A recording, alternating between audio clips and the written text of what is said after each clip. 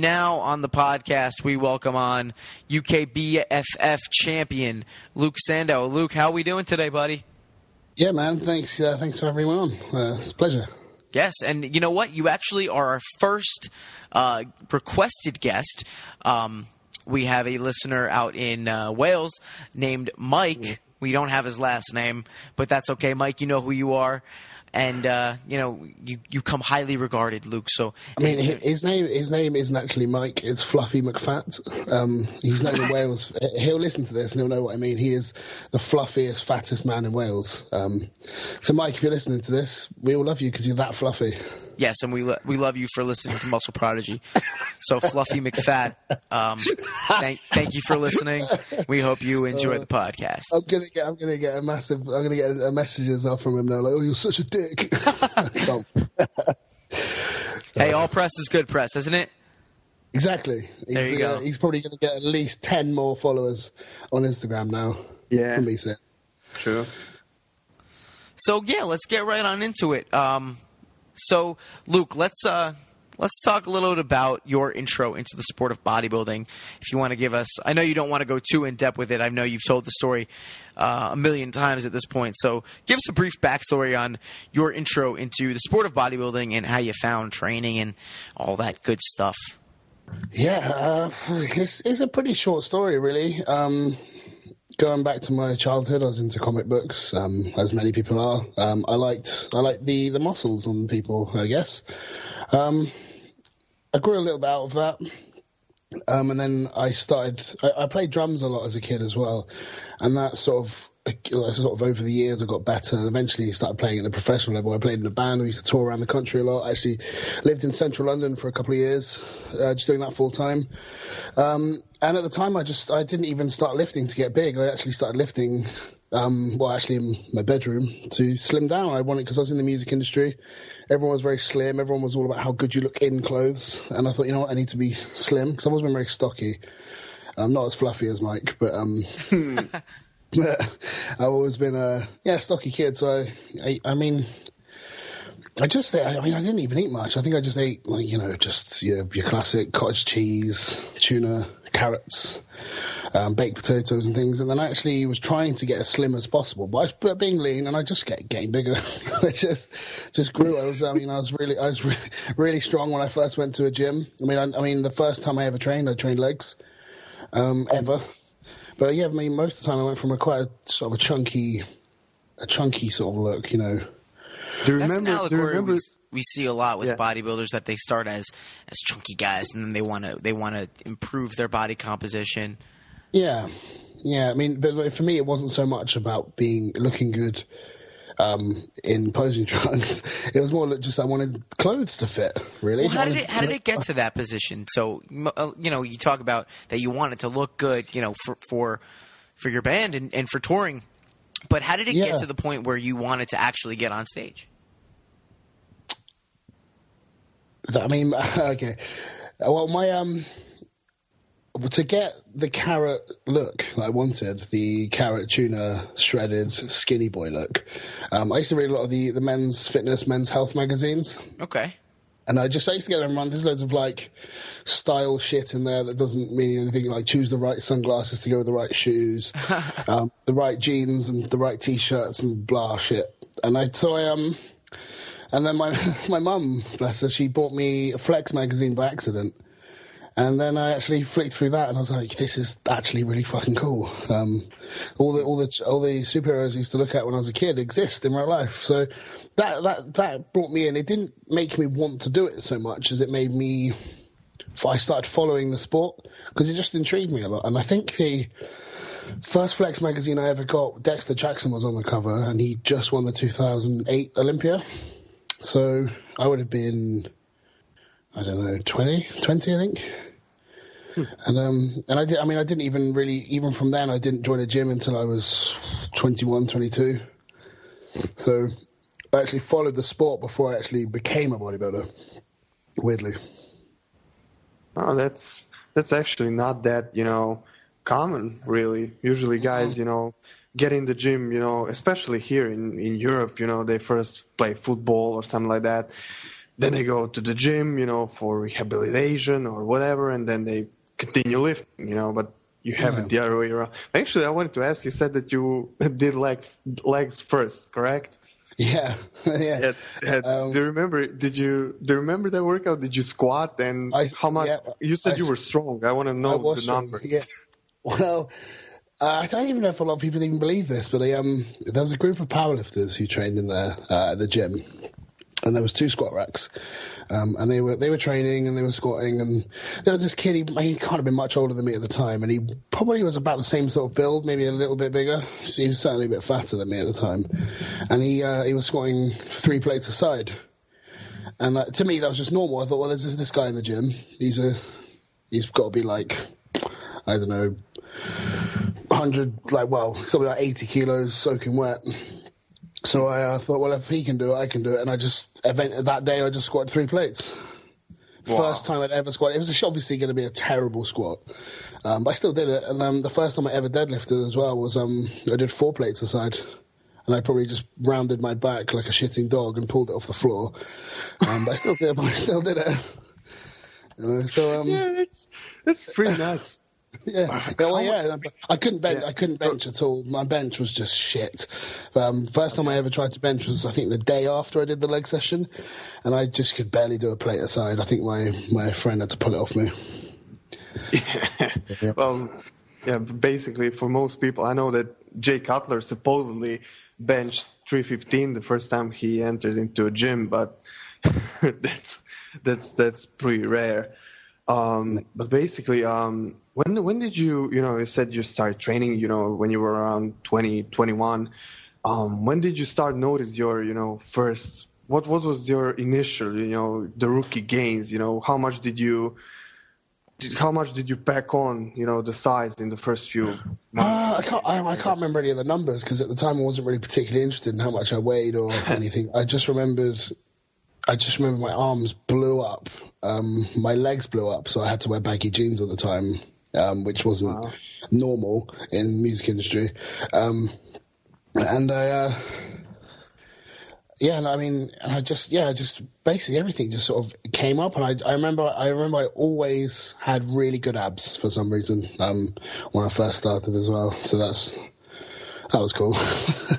But in terms of the actual bodybuilding, I didn't. I think I was 22, and I decided when the sort of the band folded and we sort of stopped doing it.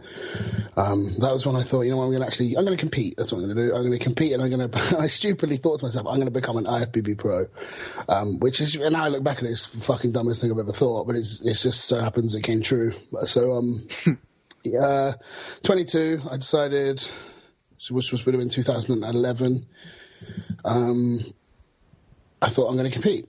And I picked the show I wanted to do, which was the most local show to me. Ended up doing that show at 23, and I won the junior class. Yeah, which is pretty cool. Yeah, that's pretty good, for your first time. Was that in 2012? Yeah, 2012. Yeah, it was the UKBFF South Coast I won. Didn't you do the finals the same year, or did I? Yeah, I did. Yeah. That year I turned 24 in August that year, so they wouldn't let me do the juniors, obviously. Even though I qualified as a junior, which is fine. I was 24 and I actually got second in a men's class, which was really surprising. And I really, really did suffer to get in shape because for my qualifier I didn't look very good. I just won because I was bigger than everyone else, but the actual that show, the finals, was the first time I'd ever been in decent shape, and that was a real eye opener. Yeah, I remember that actually. Did you say you had a hard time getting in shape? Was it because you were, as you said, a stockier type, or was it, because you had a hard time sticking to the diet? What was it, at the time? That time was actually okay because I hired a coach at the time, and it was the first time, because when I did the show for Portsmouth, I just did my own thing. I bought a cross trainer from a supermarket that I had in my lounge, and I just did like 20 minutes on there every day. Basically, ate fish and sweet potato every day. I didn't really know what I was doing, but I mean, I still got in relatively okay shape. And then there was about a 6-month gap between them, and I just didn't really get any fatter than I was on stage at the qualifier. So there wasn't a whole lot more to come off.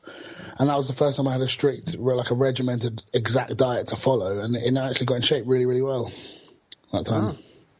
Yeah, got second, and then since then it was kind of a struggle, the pursuit to the top for the overall and to get the IBB Pro status. You didn't have the easiest time. What was the knock usually on your physique, from the judges and everything? What did they always tell you? That's what the judges always said to me, and a lot of people who knew a lot more than me at the time, they all said, you could do very well. You just need to come in shape. And I thought, I'm not coming in looking shit on purpose. I am trying, and I was just it just wasn't happening. I think in 2012 when I did get second, I did a lot of cardio and I did really suffer, and I just tried to emulate that the second year, and it didn't work. It didn't work. I mean, my body was just nowhere near the same. I mean, I put on a lot of muscle that off season. I think maybe I've got a little bit too out of shape, and I just pushed and pushed, and I ended up just getting smaller,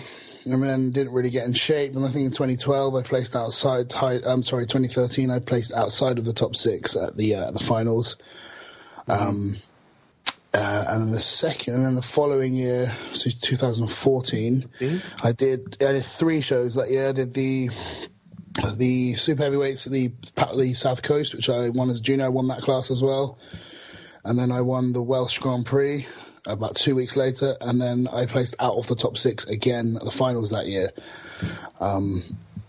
Again, I just wasn't nailing that condition. I mean, I was getting bigger. I was improving my physique, but it was just, you've got to be in condition. If you don't have condition, you're not going to win.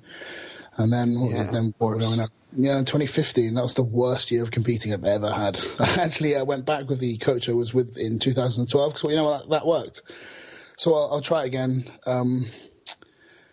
And it went really fucking badly, to be honest. I lost my first qualifier. Came second out of 2, looked dreadful. I actually looked really good about 4 days before, and then all the nonsense he had me do, which I didn't question, knowing it was completely wrong. I didn't question it because, maybe there's something to this. He's got a lot of success with other people. I would just do what he said. None of it worked. And then I ended up I think I put on like 15 pounds of just bloat in about 4 days. Looked shocking. I still got the invite to the finals because the judges said, we wouldn't have given it to you, but we know you've still got time to turn it around. And then I hooked up with Justin Harris, which is the best thing I've probably ever done. We managed to salvage things to a certain extent, not as much as obviously as I wanted, as the damage had already been done.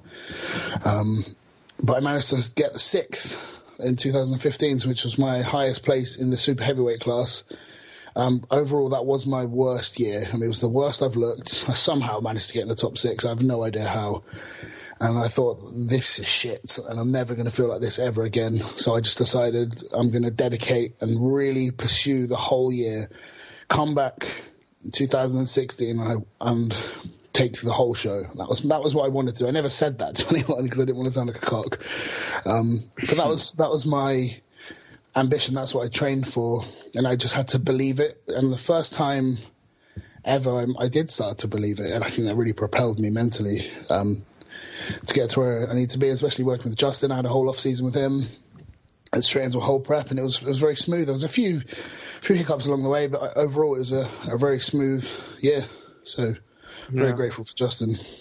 Well, what was that year, in particular? Do you remember something in particular that was especially wrong, in terms of your body and what you guys did? Was it the diet, the high, the low carbs? What was when I lost the qualifier 2015? Yeah, that was, I went up to just under 2.5 hours of interval cardio a day, which is retarded. Yeah. And I was on super low carbs and about 20 grams of added fat a day.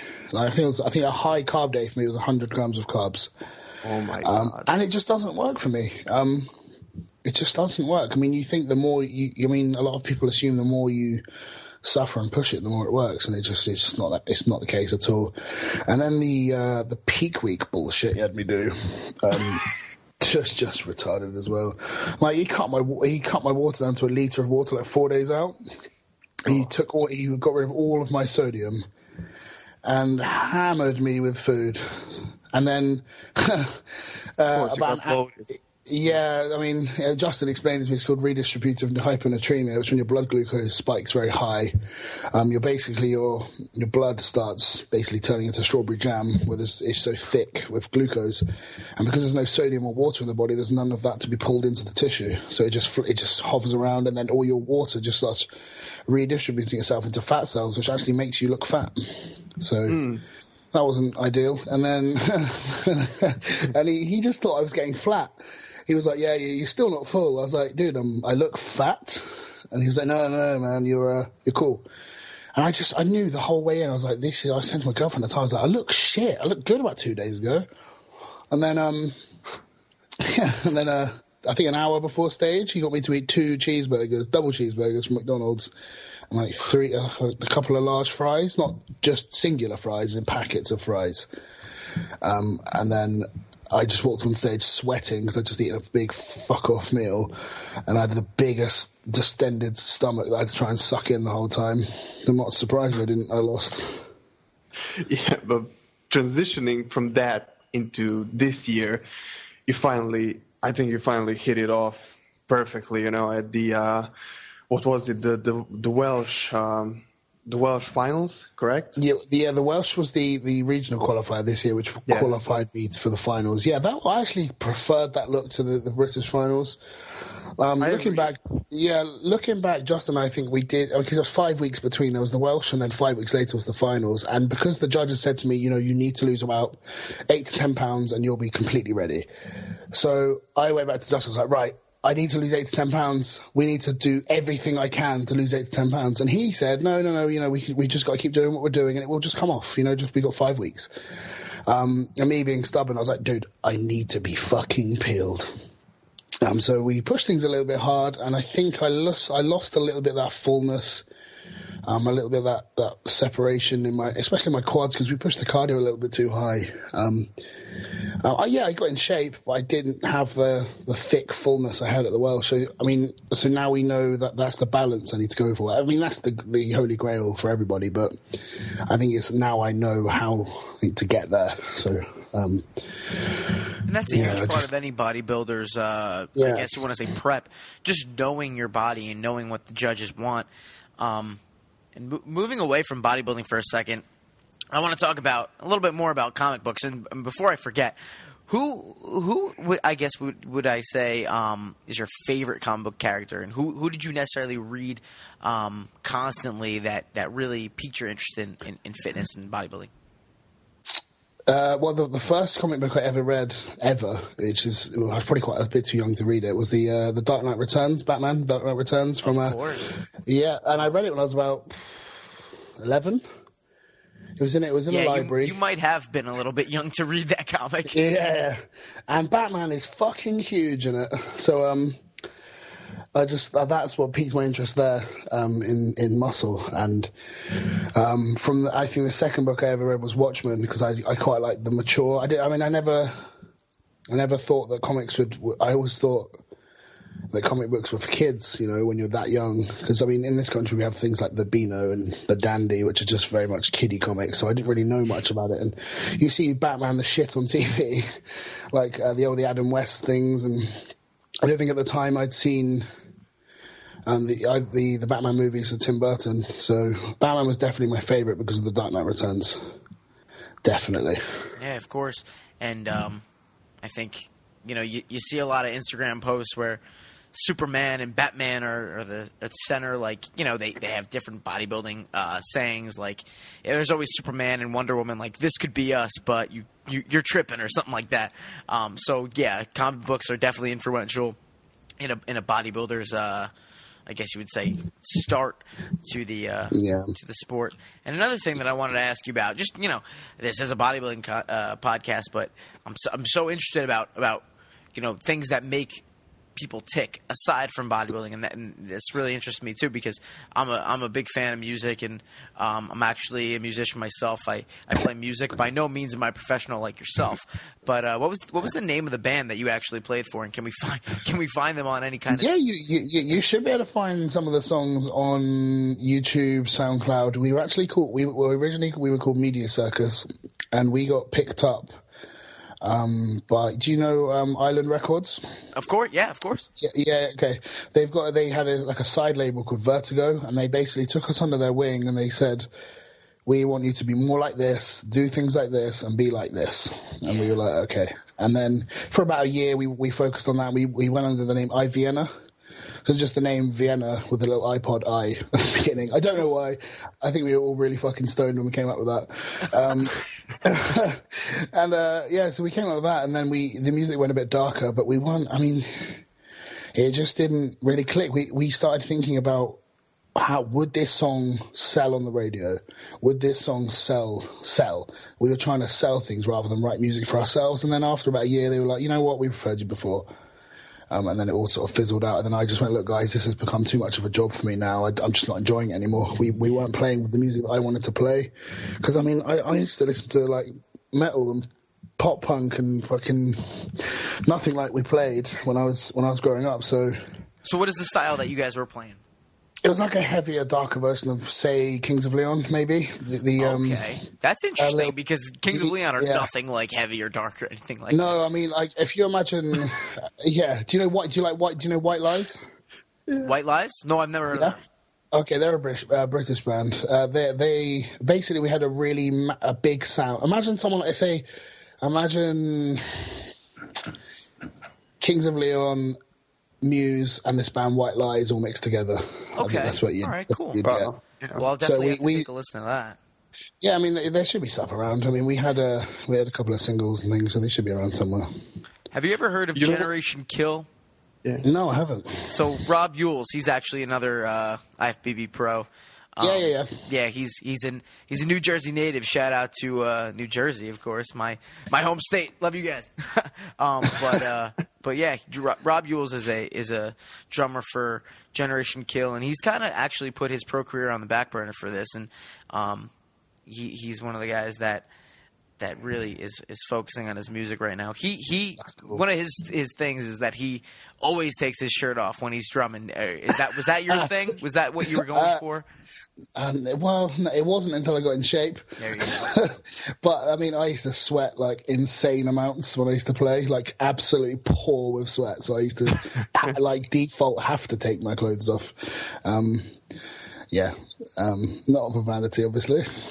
Hey, I want actually to ask you. They usually always say that the drummers pull the least, like chicks and true. Girls. Is it true? It's not fucking true. No, it's not true. Okay. It's not true. Well, it depends, really. It depends if you're good or not, I guess. And that's probably why I used to take my shirt off on stage to try and make sure that didn't happen. That's hilarious. Actually, me and Matt are gonna find a good song of your band, and we're gonna use it for an intro for this podcast. What do you think, Matt? I didn't know we were going to do that, but I think that's a great idea, and I think we definitely should do that. I don't know if you'll find any that are heavy enough, really. I can don't worry about it. If I can find one, I'll ping you one over if I find a good one. Because the ones that all got released were the really whimsy, shitty, radio-friendly ones. And when I say heavy, it wasn't heavy, but the ones that are a little bit darker were sort of kept back because they were, at the time, no dark music was being released. So... Yeah. Do you think that because I'm interested in? I actually studied in college. I studied arts management, basically the business side of the music industry. Do you think that? I guess I don't want to say selling out because I don't think that's the proper term for any band, of course, when they move toward a record label. But do you think that necessarily moving towards a quote unquote commercial style of music, do you think that kind of disillusioned you, or do you think that if you were able to have free reign and play the music that you wanted to do you think you would have continued playing with the band? 100%, yeah. It got completely ruined for us, and for me specifically. I really enjoyed what we played prior to anyone putting their fucking fingers in and messing around and trying to make things and stir the pot, so to speak. Just making things more commercial, I guess. And I just didn't like it. It changed the tone, the feel, everything just changed. You could tell it was still us, but it was just watered down. Everything was very, I don't know, it was just watered down. Yeah, your passion wasn't in it. Your passion wasn't in it anymore. No, my passion was making music that I enjoyed playing, and I wanted to enjoy what I was playing. And when I got to the point where it was all about writing shit songs rather than what we wanted to play, it just completely. You can't force that. You can't force writing music. It has to come from the heart. Yeah. I actually know a lot of people that I'm friends with that are musicians that have been approached for record labels and record contracts that have turned them down because they don't want to move in that direction. They don't want to become something that they're not. And I think that's pretty cool that you were very admirable that you could realize that and step away and with your dignity. Yeah, I mean we got to record in Abbey Road, which was one of the coolest things I've ever done. Yeah, we did it. It was actually New Year's Day. We got the call about 4 days before, and they said, "Look, the studio is closed for a couple of days." The only thing they were recording was the last score for the last Harry Potter film. And they said one of the studios is free, so you guys are welcome to go and use it. And we got a producer called Pete, and we recorded a couple of songs. I think one of them got released, and that was really cool. I mean, that was just an incredible experience. Actually, we went down because there was nobody there, and we went down to one of the studios where I think it was Studio 2, which is where the Beatles recorded a lot. And one of John Lennon's favourite pianos was down there, and I just sat on it and I spilt a whole can of Diet Coke on it. Oh my God! I was going to say they probably didn't let you even touch it. No, it wasn't his. It was just, this is John Lennon's favourite piano. I was like, oh, was it? So I just sat on it. I feel like anything that John Lennon so much as breathed on, they wouldn't let anybody touch. I felt really bad. I didn't tell anyone. I've just told you now. But fuck it, it's too late. What are they going to do? That was there when you got there. Yeah. No, but it was very cool. That was one of the coolest experiences I had, and I think I stole about 10 Abbey Road mugs as well, which is cool. Yeah, I would too. That was really. I mean, that was the first time we'd ever recorded in a major studio like that. So that was something I'll always remember. Just having that opportunity. That's something I can tell the grandkids one day. Absolutely. I recorded in Abbey Road. So that was very cool. So I was actually telling Lorenzo, moving back to bodybuilding, of course, because like I said, this is a bodybuilding podcast. We can't get away from it for too long. I was telling Lorenzo before we got on here and started recording that your physique, to me, is very reminiscent of a guy that a lot of people know. His name is Fouad Abiad. And, I'm a huge fan of Fouad's physique. In the past couple of years, he's really blown up and getting the recognition that he deserves, I think. And he's also aligned with a sponsor that you are aligned with as well, and that's Iron Rebel Clothing. So you want to talk a little bit about that? Well, talk about me looking like Fouad? Yeah, whatever you... Yeah. I love Fouad's physique. I think he's one of my...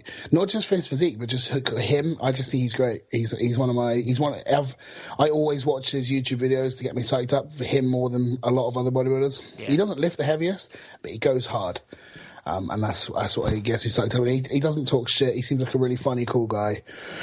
And yeah, I mean, he's got a great physique. And since hooking up with John Meadows, you don't expect somebody that big and that sort of well-developed and somebody who's actually quite a veteran pro at that point to hook up with John Meadows and make the improvements he did. And I mean, from what I've heard from a lot of people, the improvements purely came from the training as well, it says a lot. So, in terms of the Iron Rebel, I'm not sure if Fouad's still with Iron Rebel. I don't think he is, which is a shame because that would have been very cool. But yeah, being with Iron Rebel is just amazing. I mean, that's up there with the top companies. If I could be affiliated with anyone, I think Iron Rebel would be in the top 2 at least. Yeah, I have a couple pieces of their clothing. It's all very comfortable. It's the great. Designs are awesome. Yeah, and it's the type of clothing that you can wear in and out of the gym as well. They're not like all this awful clothing like squat till you puke shit, and I hate stuff like that. Yeah. Yeah, and it's very it's good quality clothing, and they've got a great sort of image to them. All the power gear they do is really good. I mean, I'm still waiting for some of the bits and pieces to arrive, but yeah, I honestly can't say enough positive things about IronReb. I mean, the team they have now is just incredible. They have some of the best bodybuilders in the world. I think they've just signed Justin Compton, Nathan Diasha. They've got Dallas McCarver, John Meadows, Brandon Beckridge as well. So I'm part of the I'm Rebel Europe side, so I actually represent the European market here. But I'm not sure. I think I'll still be somewhat involved in the States as well, I think. I'm not really too sure. I'm sure you're all under one family anyway, so... Yeah, we are, but I just think geographically, just me being in the UK, I think I'll be more... Yeah, that makes sense. I'm Rebel Europe, but it's honestly, it's just a privilege, and I think it's going to be very big in Europe. That definitely makes sense. Yeah, talking about professionals and bodybuilding and all that, you're finally a pro bodybuilder. Tell us, did it sink in? What does it feel like to be finally a pro? I have no idea because it still hasn't sunk in. I don't think it ever will. I haven't had that sort of euphoric. Oh my God, I'm pro. I haven't had that yet.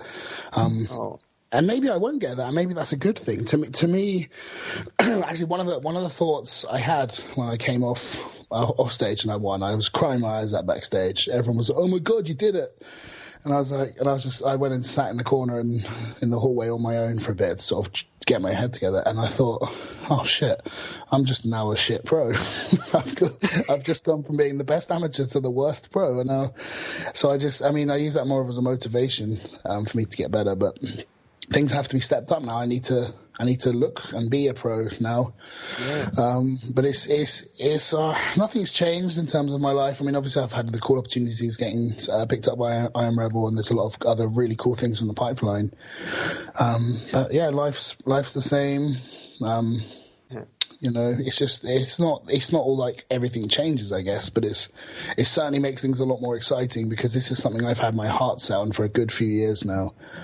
So to accomplish it, I mean, it was just incredibly emotional, really. Yeah, well, you mean to tell us that you didn't get your own like Ferrari yet or something? Because that's what I thought professionals usually do. I Am Rebel should be sending me the Ferrari. I might have to give them a call. I tell you what I did do. I did the typical. As soon as I won the pro card, the next day I ordered a Cardillo belt. I actually did. I've wanted one for so long because my belt's just shite, and I wanted to get a really cool belt, so I ordered one of those. So when that comes up, I think it might sink in then. Yeah, I have BB Pro Luke Sandoe and all. That's exactly what it says on it. Yes. Yeah. Awesome. I just thought, because I always wanted to get one anyway, so I thought, what, if I ever turn pro, I can warrant spending that money on a belt. That's awesome. But talking about the improvements, and what do you have to improve on? What do you think you have to improve on the most? Of course, everything now that you're a pro, but what do you put your focus on right now? In terms of physique development and body parts, I haven't got any major weaknesses, just in the same way that I have major strengths. For me, it's finding that balance of something that I brought to the Welsh show when I was very big and full, and bringing the condition as well more than anything else. I think I've been told by a lot of people, and IFBB officials, that you've got as much size as you need. So that shouldn't be my sole focus. I think my focus now is just to improve generally overall my physique. Bring in more detail, bring up certain areas, just make the physique I have better. In a similar way that I'm not comparing myself to him, but how Flex Lewis, he hasn't really got any bigger. He's just got better. Yeah, and he stays the exact same weight, but he looks different every year. Yeah, because they told me I had to lose 8 to 10 pounds for the British from the Welsh, and I ended up losing 14. So if you look at it and say I lost maybe 5 or 6 pounds too much, and I put on another 2 pounds in the off season, there's no reason I couldn't be low 250s on stage at 5'7.5", 5'8". So I don't need to be bigger. There's certain areas of my physique I want to focus on. Actually, abs is one thing I want to focus on. I don't have bad abs, but the I was doing a photo shoot the next day, and I was in this cable crossover, and the photographer Chris Bailey was like, "Crunch your abs," and I was like, I'm fucking squeezing them, man." And I was just shaking because I'm not used to doing it, and I've never trained abs ever, and that's something I've been doing. Maybe I just haven't. I mean, so I was just meathead bodybuilder, just squats, lucky deadlifts. Bastard. So now I've started training them three days a week, and I can already feel a lot more abdominal control. Because it'd be really cool to sort of learn a sort of semi vacuum. Not like a full on you can see your spine through your stomach vacuum, but something how Jason Hart or even maybe not even that keen really. Maybe something like Jose Raymond. He does a. Oh yeah, Frank Zane. That's just insane. Where do his organs? I'm kidding. No, but yeah, but someone like Jose Raymond, he does like a very subtle vacuum in his front double. I mean, that's something I would like to be able to do. Yeah, absolutely.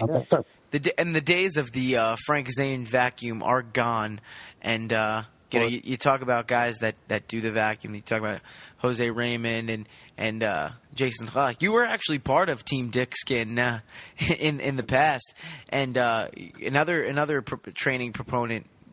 Another training system that you're a proponent of is DC training, Dante Trudell. Is that a system that you're using currently in your off season? Well, I've been working with Matt Jansen for my training for a while now, and all the DC aspects that I've always followed are in there. I've done my own training for a few years, and I just thought, you know what, I'm going to try and give everything I can to this prep. I'm not going to leave anything to chance. So I hired Matt Jansen for my training, and it is very DC based because that's what I knew he did. I mean, you can see a lot of the videos of Dallas that he does. There's a lot of the rest pause, really heavy training. But he just puts it together in a way where you can do that sort of training but handle a hell of a lot more volume and still somehow recover pretty well, which is very cool. So, I mean, I'm still doing the DC style training, but at the moment I'm pretty much hitting one body part a week, which I haven't done for a long time. But because the goal isn't all-out mass, I can afford to pay a bit more attention to every body part rather than, condensing them into workouts together. Yeah, and the recovery obviously comes with your style of training, but it also comes from nutrition. Can you tell us a little bit about your nutrition plan as far as off season goes? I mean, with Justin, he doesn't give specifics. He just gives you your macros. Okay. He gives you your macros, and the thing with Justin, he keeps things very simple. He knows I know what to eat. I mean, it's my job as well. I mean, on my other half, Carly, we both own a training company. Right, of course. So we give a shout out to that real quick. Yeah, elitebodyandfitness.com if you want to contact me there. That's right. Plug. So anyway, we do that. So we know what foods to eat, and it's very obvious what foods you should be eating, and makes it very flexible. But he's very much into the carb cycling approach, which has worked extremely well. I mean, in the off season last year, because we haven't quite dug into an off season yet. I don't think I will start that until maybe January. He had me having 3 high days a week, which were about 950 grams of carbs, with a cheat meal for my last meal, 3 days a week. And the medium carb days were about 400 grams of carbs, and then the low days, which were the rest days, the days I didn't train, I think they were about 150. And I stayed very lean, and I was just pounding food all week, and I didn't get fat. Okay. For the first off-season ever, I didn't get extremely fat, which was very, very nice. That's great. Yeah, it was good fun. Eating a lot of food and not getting fat. Yeah, that was good. I mean, I think it makes a lot of sense the way he puts things together. He does more calorie cycling, I'd say, rather than so much carb cycling, because he reduces protein on the high days, the low days, the carbs go down, the fats go up, the protein goes up. So it's all varies, but it's very well thought out. It's super simple as well. It's very easy to follow. Hey, you're a pro bodybuilder now. You're the owner of a pretty well-known personal training company. So you know what you're doing. And Lorenzo, I know this is a question that you love to answer, so I'll let you take the cheat meal question. Yeah. Well, what's your favorite cheat meal, and what's your choice? When you say that you're carb loading, what do you carb load on usually? Well, the height of the cheat meals, man, it's whatever I fancy that day. I mean, I would love to be able to have sushi 3 days a week, but I wouldn't be able to afford to pay any bills. Yeah, that's pretty It's expensive. just insanely expensive. You got to come out to New that's Jersey. I England, can give yeah. you at least 10 places that have half-price sushi, like 5 days a week. I'm there. I'm going to book the flight now. But In England, it has to be a fortune, yeah. Yeah, it's just ridiculous. I mean, you could spend what would be the equivalent of like $200 on a meal. And that's quite easy to. I mean, when it comes to sushi, I can put so much sushi away as well. And those Japanese, they don't understand what us bodybuilders can do with their sushi. Yeah, I ordered these big giant boats of. It comes out on a big boat of sushi, and they're just like, "Are you going to eat all that?" And I said, "Yes, I am." Yeah, exactly. It's basically like eating air. It's just air, fluff, easy to eat. It's just pure taste and no, like, it's not heavy, so you can just pound so much of it. I think my favorite cheat meal is probably just pizza. I just gorge. If I need to hold back on these cheat meals. I mean, sometimes, Carly and I would just get just gratuitous amounts of food, and I'll just end up putting about 5,000 or 6,000 calories away in about half an hour. That's another thing you got to come to Jersey for. I know this is like a hopeless plug for New Jersey. I feel like a travel agent. To be honest, you're selling New Jersey to me more than I've ever been told it before. Well, Me too. Don't get too attached. It's not, I'm doing my best, and I'm reaching. I'm reaching for the best parts of New Jersey, but a lot of parts are. If you talk to anyone from the States, this is for both of you guys. This is probably one of the least desirable places to go. Really? I love it. I'm Jersey born and raised, and I'll live here until the day I die. But if you talk to anyone outside of New Jersey, they'll call it the armpit of the United States. Yeah, I think that's. I mean, I live in Essex, and I'm not from Essex. Yeah. I'm not from Essex because simmer down. I'm not from Essex. But I'm. That's what. I think it's a lot of this reality TV because we have a show here called The Only Way Is Essex, which is just a toilet TV. It's shit, and I think that sounds like the Jersey Shore. It's probably the same sort of thing. It's just bollocks TV, and it's just made. It's put this awful stamp on what it is like to be in Essex. I imagine Jersey's the same way. Well, I mean, I'll tell you something. When I went to college, I went out to the Midwest in Indiana, and everyone always asked me, is like Jersey Shore the actual way that people in New Jersey live? And I just want to clear the air, everybody. That's exactly how we live. That's absolutely right. Wow. Yeah, I can see that. I have a few Jersey guys on my feed, and it's pretty much the way they live. I think Matt can probably confirm a little bit better than I can. Special breed, of course. Every time I think New Jersey, I just think Guy Cistanino. Yeah, of course. Yeah, the most friendly but aggressive but nice man ever. He's like super intense. I mean, if everyone in New Jersey is like Guy Cistanino, I'm not coming. He's that just sounds too about intense. Right. Yeah. Look, we're gonna team up and pay them a quick visit, to. Yeah, if we can team up, I'll feel a bit safer. You watch my back, I'll watch yours. We'll be good. Yeah, we'll be good in Jersey.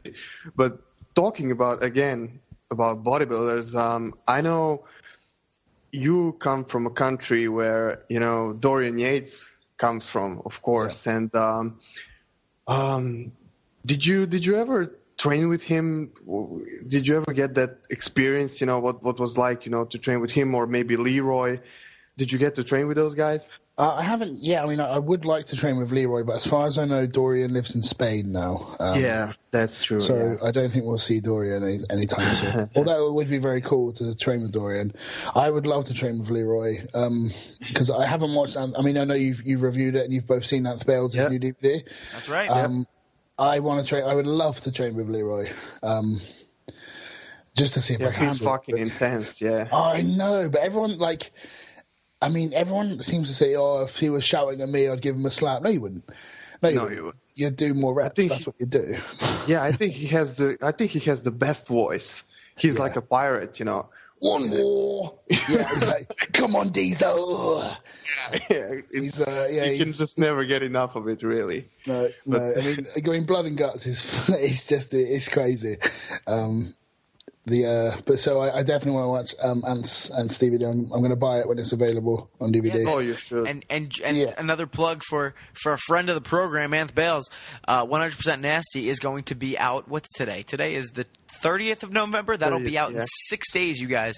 So when that does drop, everyone definitely run for your local DVD store. I don't even know if they have those anymore, but yeah, that's going to be available for digital copy as well. So you can get that anywhere, but make sure you definitely do that. Yes, and I mean, anything made by James Grealish is definitely 100% worth watching. He's a bit of a dick, but he's not. We can attest to that. Not that he's a dick, but that his filmography is great. We've both seen the show, so it's fantastic. Yeah, he is incredible. I was very lucky to do an episode of Prep the Series with Tom and Paul, and James filmed that, and that was really good fun, and I'm a big fan of James's work, so, I mean, anything he makes, I'd fucking watch it. He could make a fishing documentary and I'd watch it. Yeah. But basically, what I also wanted to ask, that's why I wanted to segue actually into it, because I mentioned Dorian, and since then, since him and Ernie Taylor, maybe the open pro bodybuilding in England, and the guys from England weren't as prominent, in the last few years. Do you think it's coming back now with you, Nathan Diasha? I don't know, guys like that. Do you think it's finally coming back to life? No, it's definitely coming back to life. I mean, we also have Sasan Harati as well, he's one of my favorite physiques. I mean, and I honestly believe that you will see the three of us on the Olympia stage together one day. I honestly do. I honestly believe that, which would be really, really cool. Incredible. Luke Sandoe wins the Sandow. How awesome would that be? That would be cool, but I can't see it happening. But we'll try. Even just to get there would be cool, wouldn't it? But yeah, I mean, Sasan's incredible. He's such a cool guy as well. Amazing physique. I mean, Nathan as well. I mean, he's just phenomenal. And it would just be great. I mean, I think Nathan's lit a fire under all of us to sort of get the job done now. I mean, he's sort of set the standard for what we have to achieve, and I believe I can do it. I mean, you have to have that belief, I guess. I mean, it might sound cocky or arrogant. I don't think it is. I think it's just more. It may never happen, but I believe it will. I'm going to try my absolute best to get even as close to what Nathan's got. Yeah, definitely. So what exactly are your plans for the future? I know that you just turned pro, but and maybe you haven't even gotten a chance to think about what the future holds. But what does the future hold for Luke Sandoe as a IFBB professional bodybuilder? I mean, I have given it a lot of thought, but I don't know whether a lot of it's just fairy tale thought, I would like, I just signed to Iron Rebel, which still blows my mind because they're one of my favorite brands. But in terms of the competitive side, I would just very much, I want to be competitive. I would like to, I'm not saying I want to earn a living through bodybuilding. I mean, that would be nice. But I would just like to do well as us. Yeah, I would just like to do well as a pro, build my business, represent the UK scene in the IFBB Pro League, and make it to that Olympia stage and actually be competitive as a pro. I don't want to be one of these pros that just turn pro and nothing ever happens. I would like to have a good year next year. I mean, I want to do maybe three shows next year, maybe more. I mean, I might be doing one sooner than later. Nothing's been confirmed yet. But I may be doing quite a big show before, which I should find out in a couple of weeks. Hey, maybe you'll do the New York Pro. You can come out to Jersey. We'll get you some pizza and sushi half price. Will it be on the? Can I get a sushi pizza? Do they exist? They do exist. I've never had them, although I have heard great things. I do want to try that. I want to try. I do want to. I've never even been to the States, to be honest. I've been to Canada, which is obviously not the same country, but I've never been to the States. We'll have to get the both of you over here, definitely, for sure. Yeah, definitely. But in terms of goals, my goal is, before it's all said and done, I'd like to get to the Olympia, do the Arnold Classic, win a couple of shows, make a name for myself,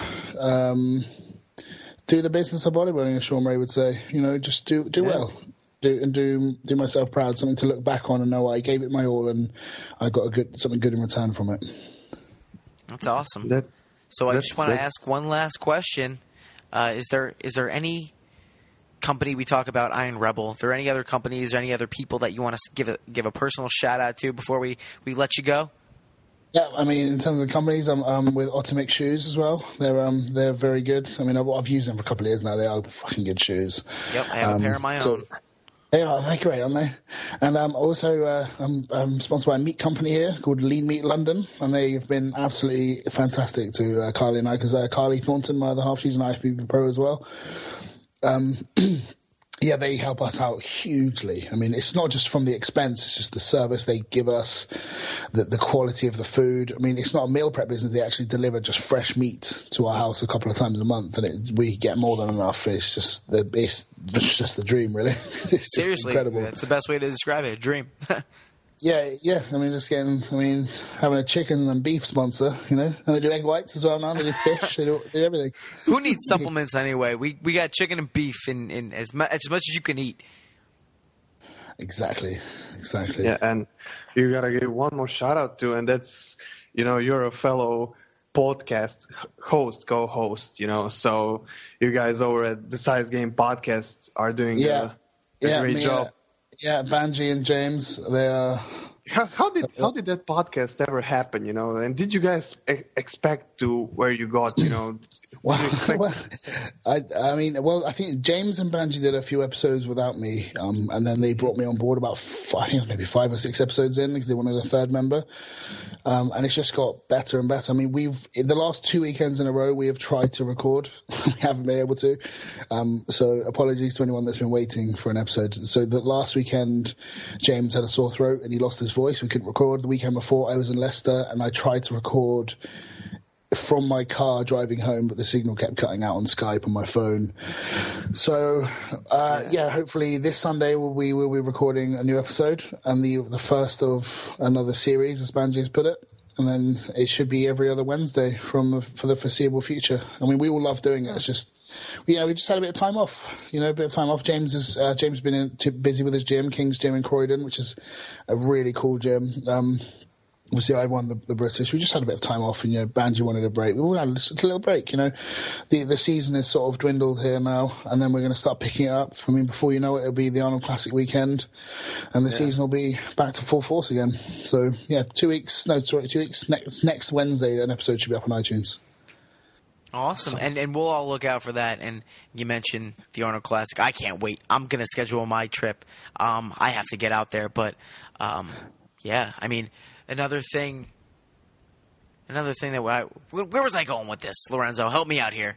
I was going to talk about something. I have no idea. Lorenzo, I was going to talk about something else. Go ahead. You go ahead. You save me here. Yeah, no, I want to actually ask you, with the podcast, we have about, I don't know, on SoundCloud, we have about 960, 70 views on average. How many downloads do you guys have on average? I have no idea. I mean, it's a few thousand. I think it's a few thousand. That Banji said it's surprisingly high. He does all that. We just turn up. he's the tech guy. But he's happy with how it's going. We're all really happy with how it's going. But I think it's a lot popular than any of us expected, because we're just 3 mates having a chat on Skype. Really, that's what we have. No, we don't put an outline together. We don't, like, most of the time when we have a guest, me and James would sign on, and we're like, Banj, who have we got on today? And they'd be like, whoever. They would say who it is. And we're like, okay, cool. And we have no questions for this person. We just talk to them. It's just simple. We have no format. I think the only format we have is we do an intro and an outro. We'll just 2 minutes till we start recording. We'll just say, what should we talk about? And we never even talk about any of the things we want to talk about. We just chat. Just to make shit up as we go along, but I think that's why that's why people like it, because it's quite organic. I guess it's nothing's forced. We just have a chat and enjoy ourselves, it's just what it's good fun. Yeah, and we can tell that you guys definitely enjoy yourselves. And I remember what I was going to say. You talk about successful podcasts and a guy who's second to none in our industry of bodybuilding media, Dave Palumbo. We were just talking earlier. You are going to be featured on Live With this week, so everybody make sure to look out for that one. Yes. I don't know if it's going to be as good as MPP, but he'll do it. I know Dave will do his best. I'm gonna let everyone know a little secret. I don't know if I'm allowed to reveal this, but it's not even live because I recorded it yesterday. Nothing is live in this this industry. I always thought it was. I was like, because before it went on, I was like, Dave, why is this called live with? Because we're not live. He was like, he didn't really have an answer. So it's Wednesday right now. We're probably going to put this up on like a Monday or something like that. Yeah. Yeah, but your show isn't called live with. You know. I actually always thought that the show is actually live because it is. They release it, as in a live format on YouTube, so maybe that's why they call it live with. But they do everything. Because before it starts, they put on the broadcast will start any minute, or something like that at the beginning. But it was cool. It was nice and short and sweet. But that was quite a privilege to be even asked to do that because you don't often get. He often gets people with some sort of esteem in this industry, which is very cool to have been asked to do that. You have esteem, hey. Don't you're a bodybuilder, man. I haven't done anything yet. Oh, come on. I will do things. But yeah, to me, I'm still just me. I'm still the same person I was when I first started. I haven't really, I mean, maybe all the, when you do turn pro, I think maybe all the hype is all around you and you don't really get to see any of it. Maybe, I don't know. But yeah, it was good fun. It was good fun. I love everything that Dave puts out. He does lots of good content. His Heavy Muscle Radio is always a good show to listen to. I mean, I'm pretty into podcasts. I listen to you guys are doing a great job. I think Thank you. I think just podcasting seems to be exploding. It's great. There's so many good ones popping up now. Awesome. And hey, thanks for the kind words, man. We're really appreciative of that. Just like you guys, we go out there and we try to make good content for everybody who wants to listen. So we do appreciate that. And we love your show, so we're going to be looking out for it every Wednesday. Everyone listen to The Size Game with Luke Sandoe and Banji, member of the PBB forums, of course. Everyone knows Banji. But yeah, Lorenzo. In the future IFBB Pro. That's right. Hopefully. That's right. And you're the first one to call that, right, Lorenzo? Yeah, well, you got Banji and James. Banji and James are both incredible bodybuilders. Yeah, I mean, who do you think is next in line, in Britain to turn pro? Oh, that's really tough. There was the junior who won this year. He was very good. James is making exceptional progress now. I mean, he's just teamed up with a close friend of mine, Jordan Peters, who's blowing him up. Jordan's he's great. And I think they've really dialed in what James sort of needs to be doing to put that size on, because I don't think building muscle comes particularly easy to James, and because he's such a workhorse, he trains so hard, there's a lot of volume, and I think that's held him back from growing. And now Jordan sort of pulled his training down. So giving him the DC style training, he's just blowing up. And just check out his Instagram, James Hollingshead. He's making some incredible progress. And same with Banji as well. Either of them have the potential. I mean, James is a veteran in this boy. I think he's been competing longer than I've been training, and he's great. They both are. I don't know. There's so many good bodybuilders in the UK now. It's just growing so rapidly. It's hard to say. But I think we're going to see some really competitive years coming up. I mean, I still can't even believe that I won this year. I mean, the standard was just ridiculous. I mean, I was backstage. I was like, oh, fuck, I fucked it up again. Everyone just looks incredible. Agreed, actually. Yeah, and I mean, European bodybuilding as a whole is getting a lot tougher. I'm looking to step on stage probably next year. So. Awesome. Yeah, I mean, I'm kind of, looking at these guys, at the Arnold Classic, like amateur and all that. I'm scared shitless, you've got to be a bit scared, though, otherwise you just become complacent. And I don't buy into this bodybuilding's dying. I think that's a crock of shit to me. I think it's not dying. I mean, come on. I agree. I think it's more popular now more than ever. It's more popular than ever. I mean, I'm a big fan of the Geared Up podcast, but they need to stop shitting on bodybuilding every time I listen to it. It makes me want to just cry because they're like, yeah, bodybuilding's dying. Fuck, it isn't. Come to the UK and tell me it's dying. Go around Europe and tell me it's dying. I mean, maybe just the spotlight seems to be a little bit more on the fad, the fad divisions, like classic physique and men's physique, but they're just topic of the month. They're not. bodybuilding is growing. There's the pros. I mean, this was one of the best Olympias we've had in the last few years. The Arnold Classic was really exciting again this year. The whole year, all the pro shows were really exciting. You've got all these guys like Dallas, Compton, Nathan coming up. It's just bodybuilding's dying. You're just insane. I mean, in the States, everyone's shitting on the Nationals, saying it wasn't a particularly good turnout. But then if you rewind to the USA's earlier in the year, that was an incredible show. I agree, and the North Americans too. Yeah, for a pretty damn good show. Yeah, so maybe all the good people, the good people did burned that. out. And the people, and then the people who went on to do nationals, so they've just been dieting too long. Oh, that's true. Dorian Haywood is a perfect example. Exactly. I mean, bodybuilding isn't dying. Maybe there's less people doing it, but with classic physique, I think you're going to see a lot of the classic physique people transition over into men's bodybuilding. I think it's just a natural progression. I think a lot of the physique competitors, they went up to classic, and then it's just inevitable. These guys are bodybuilders by nature, are competitive, and they want to push the envelope, and eventually they're going to end up in bodybuilding, whether it's 212 or open. So it's going to happen. And I don't buy into the whole, oh yeah, I just want to look like a men's physique model. No, you don't.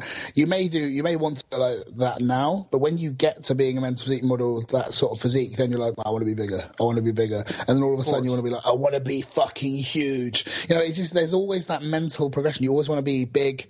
Like, you always want to be bigger and better. So, I mean, as soon as you reach one goal, the next goal is, then I'll do classic bodybuilding now. And then the next goal is, I've got a bit more, I just want to be bigger. So you do men's bodybuilding. Yeah, and a lot of the the bros in your gym that do say that they just want to be fitness models and classic physique guys. Sometimes with that I've seen, especially in my gym, it's just that they just they don't really want to put in the work to look that big. Oh, I don't want to look that big. No. Don't worry. You won't be that big. Don't worry. Yeah. I mean, you get the people who don't want to put in the work, which is fine. And they are the people that want to be the men's physique. Not men's physique. They want to be the sort of the cover model look, which is relatively easily attainable for a lot of people. But the people that dedicate themselves like a bodybuilder to be a men's physique competitor, they are the ones that will take it further, because you don't dedicate yourself to look pretty average. To me, men's physique doesn't look anything special. I mean, it's very good, and they're extremely impressive, but it's nowhere near as impressive as bodybuilding. And I think when you dedicate yourself that much and you're putting that much time and effort into looking like a men's physique model, that progression, you're always going to want more for the efforts you're putting in, and that's what leads to bodybuilding. I agree, and not taking anything away from those physique or classic physique guys. Absolutely not. Yeah, of course, because they train incredibly hard. Exactly, and those are the ones that I'm talking about, the ones that train incredibly hard and put all their emphasis on the nutrition. They nail everything. They are the ones you're seeing transition over to classic physique already. That's right. And it's only been around for a year. So, and then the guys that are going to keep progressing to men's bodybuilding. I think in about 3 or 4 years' time, I think you're going to see men's bodybuilding be better than ever, but you're just going to see some incredible physiques rather than just bloated messes. I think that's what you're going to see. Agreed. Yeah. I mean, and talking about the natural progression, at first, it was really hard for me, to look at a bodybuilder and say, wow, that's exactly, Ronnie Coleman was pretty freaky, to me, like 5 years back, so it was hard to get used to that look. It took me some time, and I think that people, even the general public, are getting used to, to the look. Yeah, a little bit, because you see, the guys with the most likes and followers are like Phil Heath, Rowley, Kai, the biggest freaks on the planet. So it's not Jeremy Buendia or I don't know who. So it's basically, I think exactly. I agree. You don't know who. Yeah. But I mean, a lot of his. I mean, is that Sadiq? I can't remember his surname. He's progressed into classic physique. And he was one of the best physique guys there is. And I just think now there's more stepping stones to get up. The gaps between divisions is less. Now there is more opportunities to grow, and there is. There's a more accessible starting point, and there's not the big leap from from physique up to bodybuilding. Now there is that middle ground, that stepping stone. So I just think overall, it just needs time, and people people need to stop moaning about classic physique. I think it's great. I think it's going to be really, really good for the sport in the long term. Yeah, I agree. More competitors can only mean more revenue, more eyes on the sport anyway. So bodybuilding is not dying. No way about it. So Lorenzo, if you've got nothing else, man, I think that'll take us out. No, nothing else but thanking Luke for coming on and for giving us nice compliments and everything, and no bullshit answers. I really like that. So thank you for coming on, and that's about it. Yeah, it's an absolute pleasure. I think you guys are doing a great job, and I think it's very nice to have another podcast to listen to. So thank you for what you're doing. Well, hey, thank you for coming on, and thank you for what you do with the size game. And we're all just giving to each other. Exactly. Yeah. We should all be helping each other anyway, right? Yeah, I mean, exactly. Right. I mean, this is a small industry, so the more we can help, the more everyone can help each other out, the happier everyone will be. 100%. And thank you to Fluffy McFat for referring us to Luke. He was bound to come on the show eventually, but we're glad that we can get him on as soon as possible. I wish we could come on. Yeah. He's well, great. guys, that is going to take us to the end of MPP 12. We hope you enjoyed this podcast and this fantastic look into Luke Sandoe, new IFBB pro bodybuilder, UK BFF British champion,